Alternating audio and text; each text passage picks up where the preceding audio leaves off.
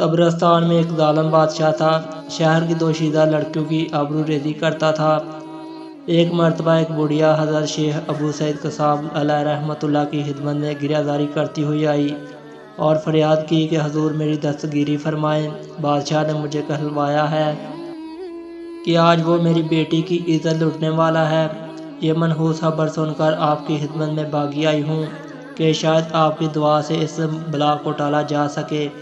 شیخ ابو سعید قصاب رحمۃ اللہ نے ضعیفہ کی بات سن کر کچھ دیر کے لیے سر جھکائے رکھا، اس کے بعد سر اٹھا کر فرمایا، بوڑھی ماں، زندہ لوگوں کے اندر تو ایسا کوئی مستجاب الدعوت نہیں رہا، تو فلاں قبرستان میں جا، وہاں تجھے ایک ایسا شخص ملے گا، وہ تیری حاجت پوری کرے گا۔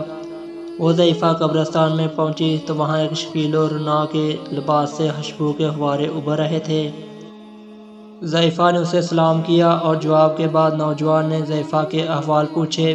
اس نے سارا ماجرا کہہ سنایا۔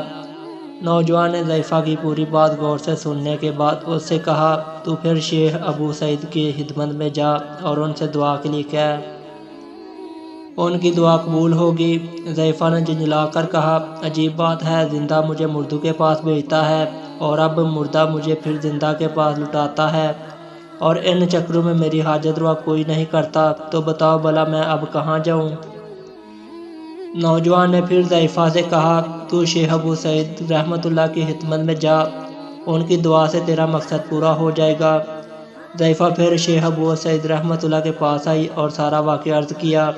شیخ ابو سعید رحمۃ اللہ نے سر جھکایا اور ان کا جسم پسینے سے شرابور ہو گیا، پھر ایک چیخ ماری اور منہ کے بال گر پڑے۔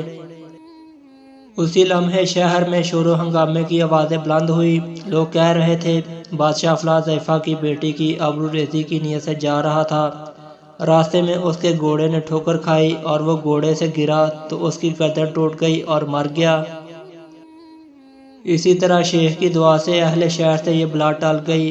بعد میں لوگوں نے شیخ ابو سعید رحمۃ اللہ سے دریافت کیا کہ آپ نے ضعیفہ کو قبرستان کیوں بھیجا اور پہلے ہی آپ نے دعا کیوں نہ فرما دی؟